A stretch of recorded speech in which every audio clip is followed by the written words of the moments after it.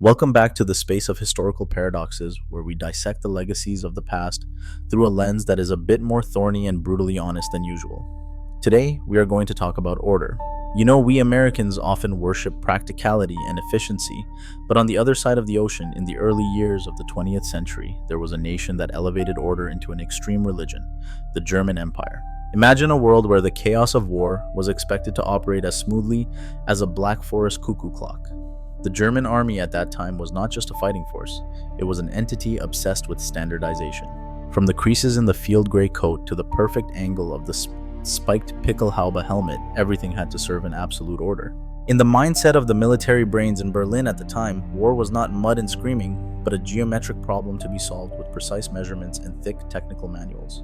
They believed that if you had enough rules and enough instruction booklets, you could turn slaughter into a systematic industrial production line. It was in this cradle of extreme perfectionism that a legend was born, but it did not begin as a victory, rather as an attempt to correct a flaw in the design of creation itself. The fact that humans cannot throw objects far while still maintaining elegance. We are talking about the Steel Hand Granite 24, more commonly known as the stick grenade, an object whose shape you would recognize instantly, whether you are a history enthusiast or just an average gamer. But let's pause before diving into dry technical specifications. Let's talk about the philosophy behind it. Why would an army famous for optimization accept a weapon that essentially turned its user into a moving target, just to gain a few extra meters of range? This is the story of a triumph of engineering that was also a failure of survival. A public compromise the Germans accepted with eyes wide open and a confident smile on their lips. Modern audiences often look at black and white photographs and see heroism, but if you look more closely at German soldiers in 1914, you will see people trying desperately to maintain an illusion of control. They entered the war believing that iron discipline and steel toys would conquer the chaos of reality. But the battlefield is not a clean laboratory. It is a living entity that devours even the most perfect plans. And in this opening chapter, we will explore how the Germans tried to impose order on death through a system of standards that were sometimes laughable in a bitter way. We will see that the obsession with turning everything into a process sometimes leads people to decisions that from the outside look like a cruel joke of history. Fasten your seatbelts because we are about to dive into the minds of military engineers who believed that as long as your wooden handle was long enough, you could reach victory without caring whether the enemy could see you from half a mile away.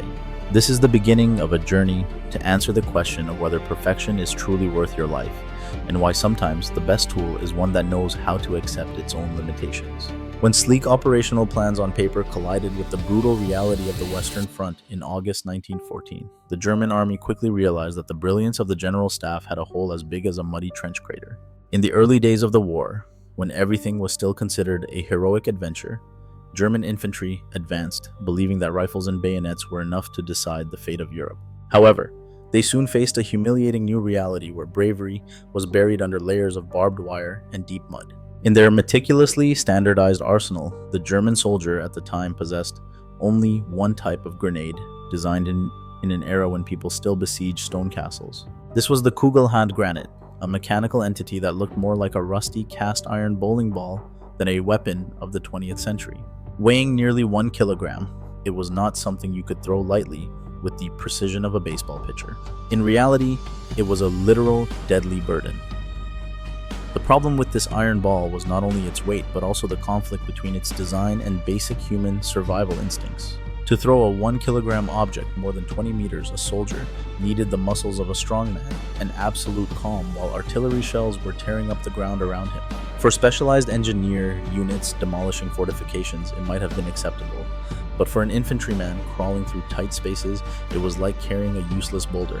When mobile warfare turned into stagnant trench warfare that November, the Kugelhand Granate officially became a joke in the eyes of frontline soldiers. In muddy corridors, so narrow that two people passing in opposite directions had to squeeze past each other, pulling the pin on a cast iron grenade and throwing, it was more a gamble with fate than a military tactic. The distance between trenches was sometimes only a few meters, where enemies could hear each other's lighters. Yet, this iron ball was too bulky to be thrown accurately into corners or machine gun nests, spitting fire. The uselessness of the standard grenade led to a wave of desperate and no less absurd improvisation right at the front. While generals in Berlin were still arguing over technical specifications in warm offices, soldiers underground began making their own weapons from battlefield debris. They stuffed gunpowder, rusty nails, and sharp metal fragments into anything cylindrical, from tin cans to old tubes. But the peak of creativity and suffering was the appearance of what the British later called the hairbrush grenade. These bizarre devices consisted of a tin box full of explosives, nailed to a wooden board or a long handle.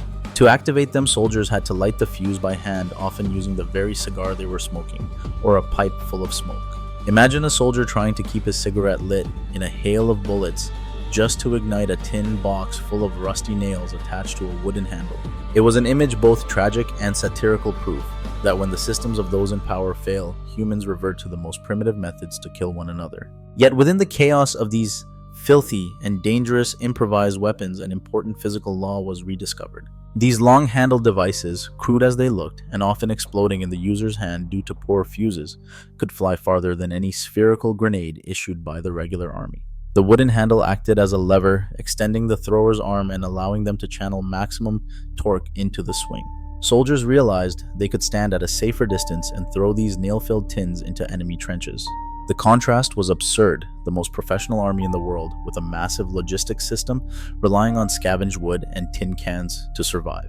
Reports of the effectiveness of handled grenades began landing on the desks of professional officers like WWII.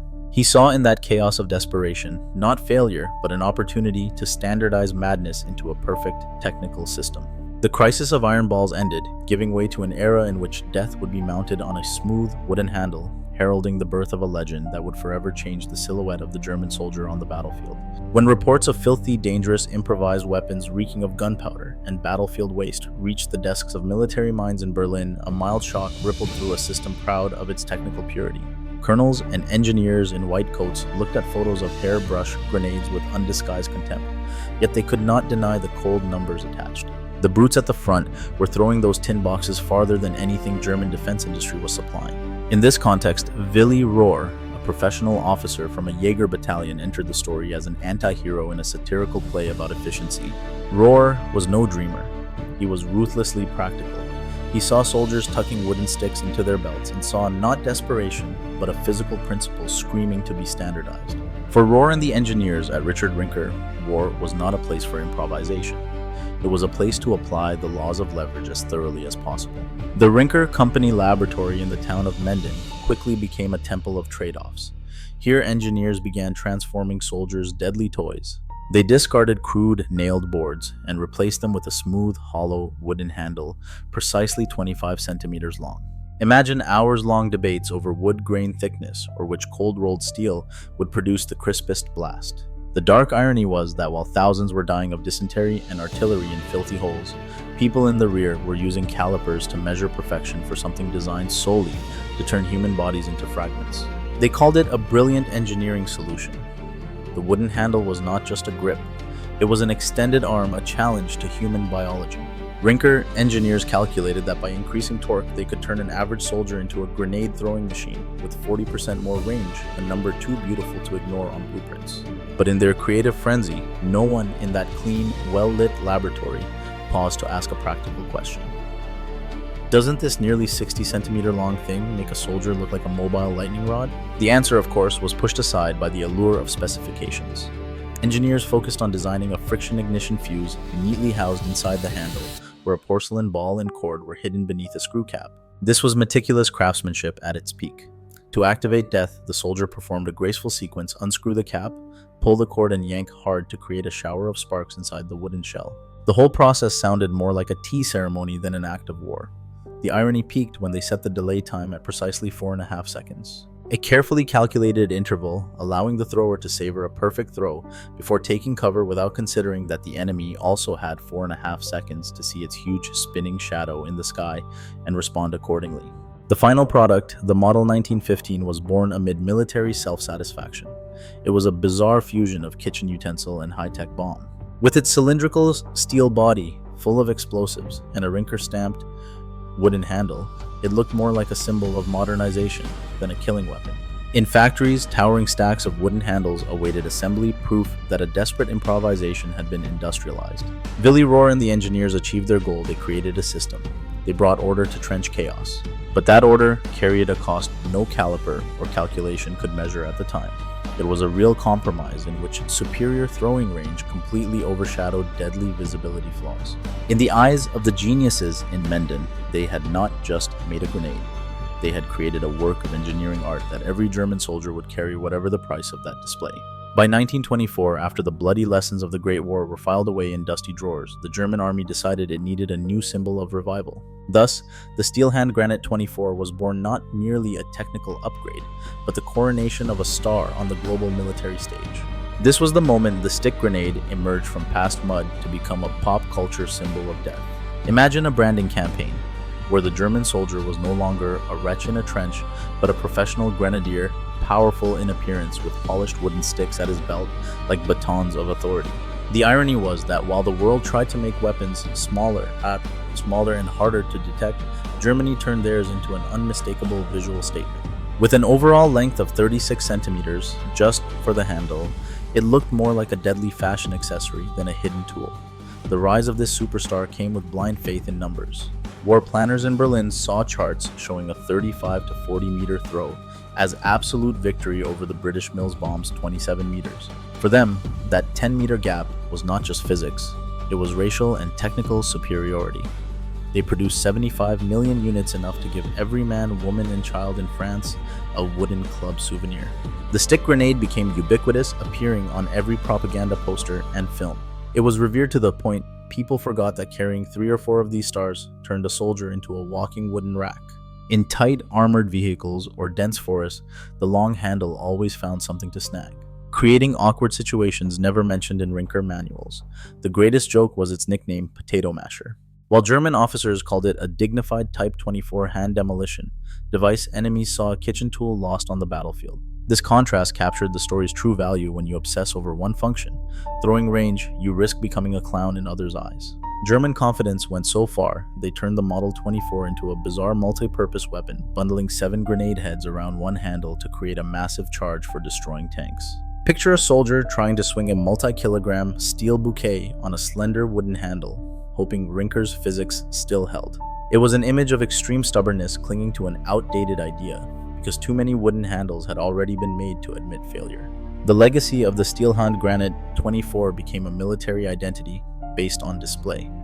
It was no longer a weapon, it was a religion of presence. Modern American audiences might compare this to flashy but bulky tech products that prioritize looking cool over real usability. The German soldier carried it not because it was convenient, but because it made him look like part of an invincible war machine. But every star pays for fame. Being the most recognizable figure on the battlefield also meant being the first eliminated. Germany's complacency with the Model 24 created a psychological blind spot. They believed throwing farther was enough to win. They forgot that in survival warfare, winners shrink rather than stretch their shadows. In dark satire, the greatest irony is often that what you are proudest of betrays you most cruelly. For German soldiers, the Model 24 stick grenade was no longer secret.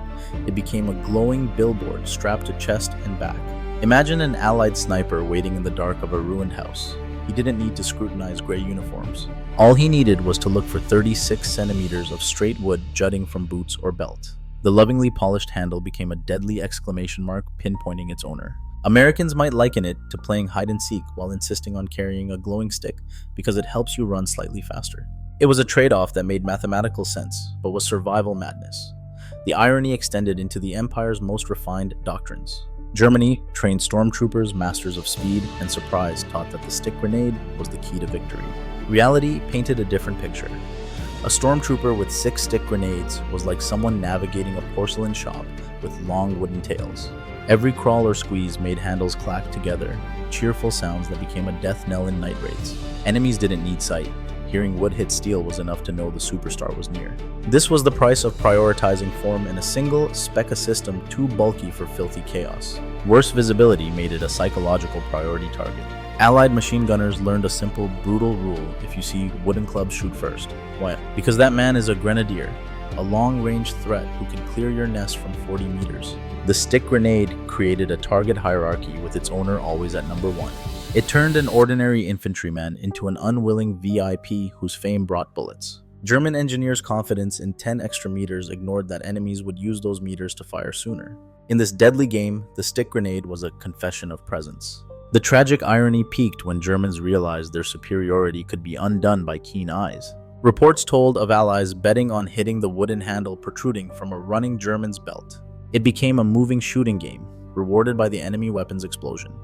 The hollow handle meant for a delicate fuse cord became a conduit for destruction from outside. Germany optimized throwing so much they forgot a good weapon must first let the soldier live long enough to throw it. This shooting gallery tale is a bitter reminder for anyone who thinks technology replaces concealment and that being too visible is the fastest way to vanish from history. In a seer of perfection, nothing is funnier than your ultimate weapon becoming a gift to the enemy because it is too easy to grab. Rinker engineers must have been proud of such ergonomic perfection.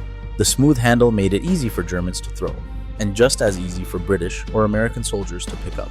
Picture a stick grenade spinning through the air along a perfect parabola, stabilized by its handle. To a soldier in a trench, it didn't look like a tiny deadly bomb to search for in grass. It looked like a relay baton flying in a marathon.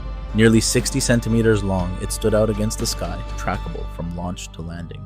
This is where the 4.5-second delay, the rear line genius's mechanical calculation, became a cruel joke. 4.5 seconds is enough to heat a slice of bread. On the battlefield, it is an eternity to turn a mistake into disaster. Americans might imagine it like baseball. A pitcher throws a ball too slow and too big, letting the opponent not only hit it, but catch it barehanded. Allied soldiers, after initial fear, found picking up a stick grenade far easier than hunting for a tiny egg grenade rolling in mud. They simply grabbed the long handle and sent it back sometimes harder thanks to panic and adrenaline. Dark irony peaked as reports of casualties from return grenades piled on Willy Rohr's desk.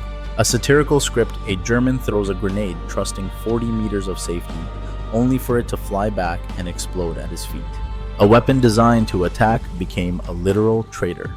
Germans focused on launching death and forgot preventing enemies from grabbing it. They made a handle so perfect it invited touch. In close trench battles, tennis matches with stick grenades became mad rituals where Rinker's engineering superiority turned into a deadly passing game whose loser held the handle last. The long handle also caused another absurd effect on uneven terrain. Instead of rolling unpredictably, like spherical grenades making them hard to retrieve, the stick grenade tended to settle after a few flips, lying still like a dumbbell handle exposed as an invitation. Come pick me up. German stubbornness in keeping this design for decades, despite reports of easy return throws, showed conservative engineering thinking. If leverage theory is right, battlefield reality must be wrong. This war tennis story is not just a courage anecdote. It warns that designing something too user-friendly may serve your enemy too. When the last shots of 1945 faded, the steel hand granite 24 took its final bow on the stage of man-made tragedy. The irony is that after 3 decades of loyalty to wooden handles and millions of tons of steel and wood poured into one idea, the German army collapsed and the weapon nearly vanished from modern arsenals. Look at today's world, from elite special forces to regular infantry. No one carries a potato masher anymore. Powers like the US, Britain, and even the Soviet Union passed final judgment. They chose compact egg or spherical grenades like the M67 or RGD-5. These may not give 10 extra meters, but you can carry many unnoticed, and most importantly, enemies can't easily grab them mid-air. The darkest irony of the stick grenade's legacy is that it survives only as a ghost of the past. Today, to see a steel hand granite, you must visit military museums where it rests under glass and yellowed lights harmless, like a household antique. Or you'll see it in Hollywood, where directors use it lazily to instantly tell audiences, hey, these are Germans? It has lost all practical value to become a purely visual symbol. 75 million were made, yet no one wanted to continue the legacy. The world learned that, in war's chaos, a blunt technical solution exposing all its flaws, like a long wooden handle, is a deadly luxury no one can afford forever. The most valuable lesson here is not about weapons, but human thinking. The stick grenade proves that when we obsess over solving one problem, we often create a bigger one. Germany solved throwing range, but created a survival problem. Dear American audience, this still applies today, from tech design to life itself. Sometimes sophistication lies in accepting limits, rather than stretching an advantage until it becomes a burden. The perfection of the Rinker wooden handle led to one end an honored yet lonely place in history, reminding us that what stands out too much is easily harmed. Thank you for joining me on this ironic journey through one of the world's most recognizable weapons. I hope these perspectives gave you a few moments of reflection on trade-offs in engineering and life. If you enjoy dissecting history through a satirical and honest lens like this, Don't forget to subscribe and enable notifications for more stories. Your support is our motivation to keep digging into history's strangest corners. For now, goodbye, and see you in upcoming videos. Always stay wary of the wooden handles in your own life and have a great day.